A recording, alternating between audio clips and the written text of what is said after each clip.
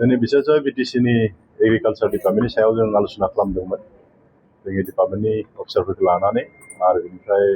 माखासे बिटिसिनि सिङाव थानाय फार्मार्स प्रडिउसार कम्पानि जा मेम्बारफोर दङमोन बिथांमोनखौबो जों लिंबाय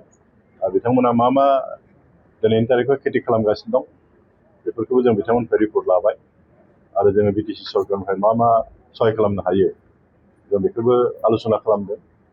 आरो बिसेसभाबे बिटिसि ओनसोला जिहेतु बिराद गोजौ हा वाटार लगिं जाया बेखायनो बे ओनसोलफ्राव बिसेसभाबे हर्टिकालचार सेक्टराव बहुद स्कप दङ आरो माने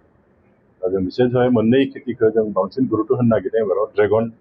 आरो बेनिफ्राय कक'वा जिहेतु गय बागान सिङावनो कक'वाखौ गायो आरो ड्रेगना जोंनि बिटिसि ओनसोलाव मोजां खेथि जायो बेखायनो बे मोननै खेथिखौ जों गुरुत्व होनानै खालामनो नागिरदों आरो सिगाङाव हयथ' जानो हागौमोन सिगाङाव जादोंमोन दा खिन्थु दिनैनि तारिखआव जानाय नङा इतिमध्य जोङो जोंनि जिथु माइ होनांगौ माइ बिधान होनांगौ बेखौ जों इतिमध्य डिस्ट्रिबिउट खालामगोन बाखि जेब्ला मेसें सफैगोन मेसेङाव जिफोर खेथि खालामगोन बेखौबो सम मथे होनो थाखाय जों सेस्था खालामगोन आरो नाजागोन